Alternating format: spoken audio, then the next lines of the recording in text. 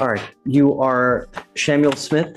Sir. Mr. Smith, you're wanted out of the state of Louisiana, particularly St. Landry Parish, for possession of methamphetamine and cocaine. You're waiving formal extradition, right?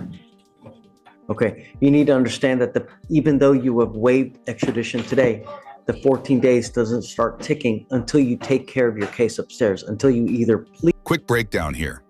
The judge is explaining that even though Mr. Smith waived extradition, the clock doesn't start ticking until his local charges are resolved. In plain English, he can't dodge the waiting period until he clears his current case. Smart move by the court to avoid loopholes. To that case, or you make bond on that case. While you have made bond on it, the 14 days is tolled, meaning it doesn't start ticking until you either take care of it or you make bond.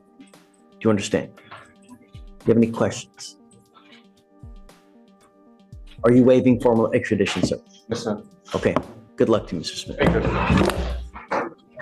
I need, if you don't mind, one more. Who's your guy, Alan?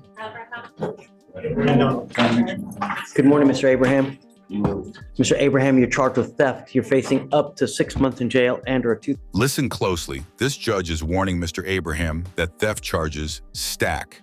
What starts as a misdemeanor could escalate into a felony if he keeps repeating the same crime. Viewers, what do you think? Should theft always become a felony after a few strikes, or should it depend on the value? $1,000 fine. You guys have worked out an agreement. They're offering you 3 days in jail, credit for the 9 days that you've done. You need to understand that this charge will go on your record. It's going to be there for the rest of your life. You will be facing a minimum of 90 days in jail for any new cases that you pick up. You also need to understand that this is an enhanceable offense. If you continue to pick up theft cases, at some point that will hit you with a felony offense, and then you're looking at years instead of days. You understand? Yes, sir. You're giving up the right to a trial, right to compel witnesses to testify on your behalf, confront, cross-examine your accusers. If you're not a citizen, there are possible immigration consequences. You can be deported, excluded from the country, denied naturalization. You give up the right to appeal. So once you plead guilty, you can never change this or undo this. Is this what you want to do? Yes, sir. How do you plead to the offense? Guilty or not guilty? How do you plead to the offense of theft? Guilty or not guilty? Yes, but I didn't take that much $2,000 worth for anything. No.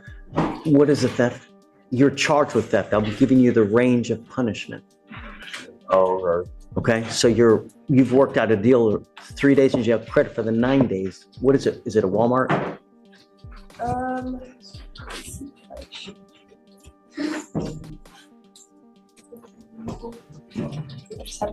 Their problem also compounding this is you will not be getting out today because you have picked up an unauthorized use of a motor vehicle.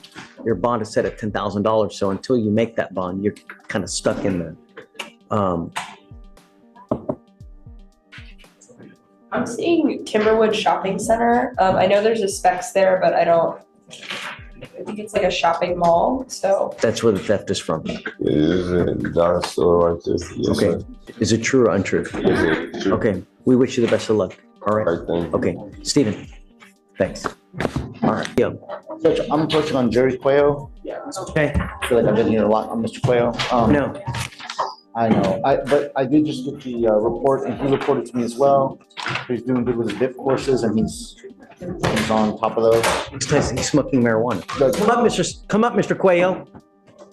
last time he was here, he did indicate that he would probably still test residual because he was a heavy user.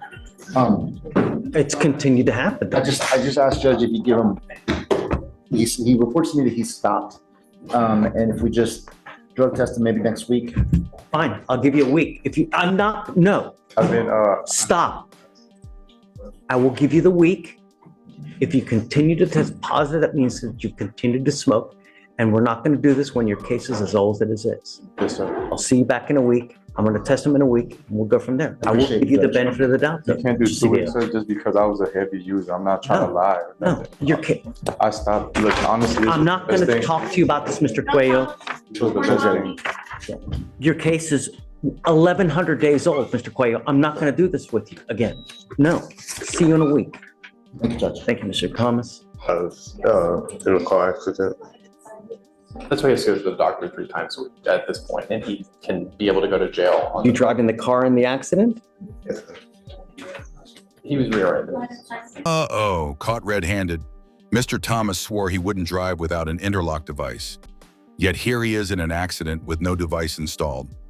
Judges hate broken promises like this. This is where his case starts spiraling. I don't think he's supposed to be driving.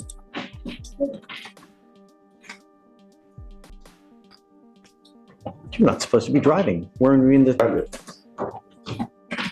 You signed an affidavit promising me not to drive. Now you're driving. Now you get into a car accident. Did you have a breath test device in your car? Yes. I had the portable. No. Anytime you were to drive, you're supposed to have an interlock in your car. He is driving and he's not supposed to be driving and he doesn't even have an interlock in the car. Device that the court had. You're supposed to have an interlock in a car, Mr. Thomas.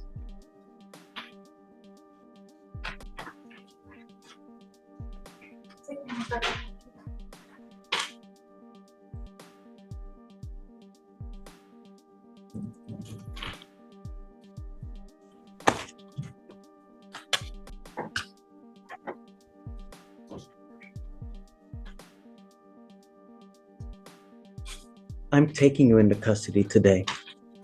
The other thing that I'm going to do, Mr. Thomas, is that you will now be required to pay the $6,500 fee to DPS. And if you fail to pay it, every $100 you owe, you will sit in jail. $100.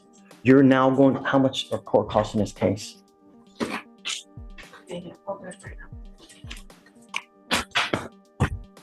From now on, you are not my problem anymore. This DWI is going to go on your record. This now makes 2. What happens on your next one? Right. 2 to 10 in the penitentiary. Apparently, everything that we've done with you here was not enough to get your attention. I ordered you not to drive any vehicle that didn't have an interlock. I had you sign an affidavit promising me not to drive until you had court approval and you had an interlock in your car. And you drove, you are now in an accident. You are lucky that I'm going to even follow this deal. Pay attention to this math. Every 100 Mr. Thomas owes equals 1 day in jail if unpaid. With around $7,000 in fines, that could mean 70 days locked up, just for failing to pay fees. Harsh or fair? Drop your take in the comments. But as a part of this deal, I want you to understand you will now be required to pay all fines, fees, court costs associated with this case. And like I said, if you fail to pay even 1 iota, every $100 that you owe, you will sit 1 day in jail. You are now going to owe to the tune of around $7,000. And if you fail to pay it, every $100 is a day in jail. So you can now calculate how much you will sit in custody if you fail to pay this fee. Do you understand? Yes. At some point, we now need to reach you to tell you what you're doing is not okay because you keep and continue to do and violate court orders. Like I said, I will issue the capias on this case if you fail to pay, number 1. Number 2, you're not my problem anymore because you will be facing prison time from now on. So I truly hope that you get the fact that if you ever have substance in your body, any smell of anything funky, and you get pulled over. Have you been to the penitentiary before? So, How many times have you been to the penitentiary? You now are a 15 to life case if you pick up another DWI because they can use your prior pen trip to enhance you to a 15 to life if you ever pick up another DWI. Do you understand? You are giving up the right to a trial, right to compel witnesses to test on your behalf, confront and cross-examine your accusers. If you're not a citizen, there are possible immigration consequences. You can be deported, excluded from the country, denied naturalization. You give up the right to appeal. Once you accept this agreement, you can never change this or undo this. I'm now going to sentence you to 30 days in jail. How much credit does he have? He has 1 day credit.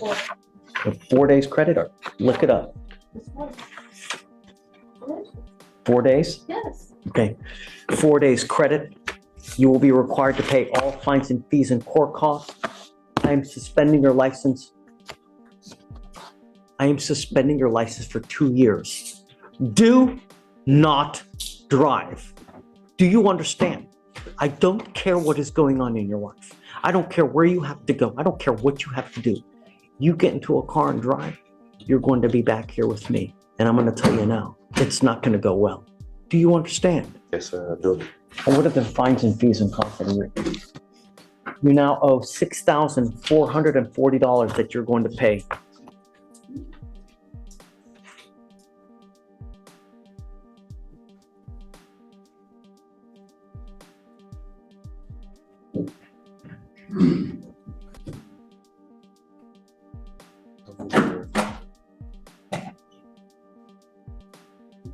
How do you plead to the offense of driving while intoxicated, second offense?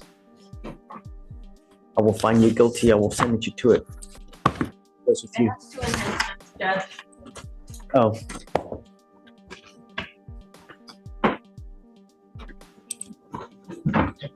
Is it true that you had a prior DWI in here in 2021? Is it true that you had a prior aggravated assault of a family member Yes. in 2023? I think it's only the first one because he's doing 30 days. So just do the first enhancement. Okay. All right, it goes with you. Mr. Sanchez, you're charged with terroristic threat of a family or a household member. You are facing up to a year in jail and or a $4,000 fine. You've worked out an agreement where they're offering you 3 days in jail, credit for the 6 that you have already done.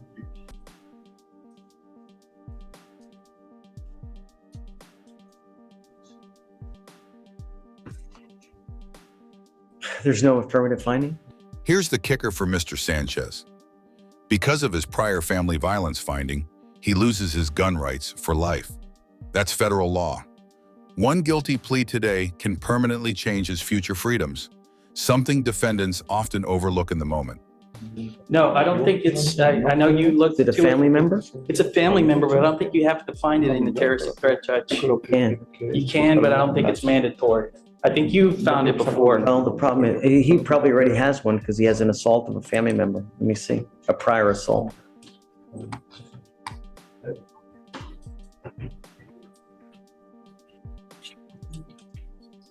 You need to understand a couple things, Mr. Sanchez. You have a prior assault that you pled guilty to.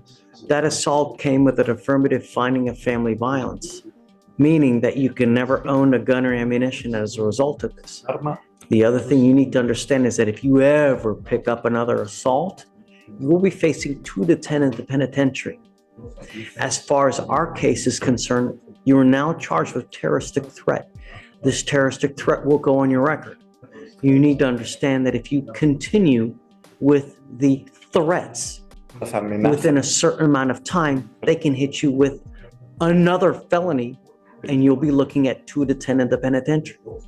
So if you are a violent person, if you are a person who likes to make threats, go somewhere else, because the person that's causing or help or making you lose control could land you in prison for a very long time. Do you understand? Sí, señor. Yes, sir. You give up a lot of rights by entering into this agreement. You give up the right to a trial, the right to compel witnesses to testify on your behalf, confront and cross-examine your accusers. If you are not a citizen, there are possible immigration consequences. You can be deported, excluded from the country, denied naturalization under federal law. You give up the right to appeal. Once you plead guilty, you cannot change this. The other thing you need to understand is from now on, you are facing a minimum of 90 days in jail for any other cases that you pick up. Do you understand? Entendió eso, señor. Yes, señor. Yes, sir. How do you plead to this offense, guilty or not guilty? Solo no culpable. Culpable. Guilty. I will find you guilty and I will sentence you to 3 days in jail, give you credit for the 6 J's. We will have you meet with the clerk.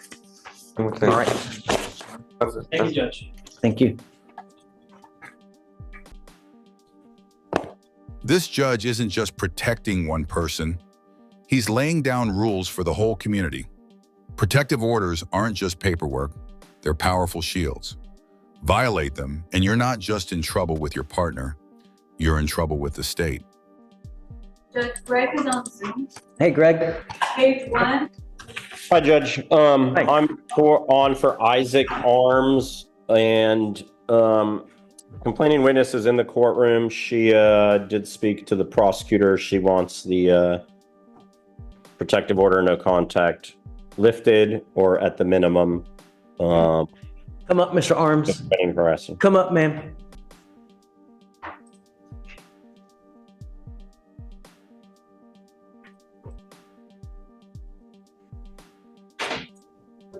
Back here.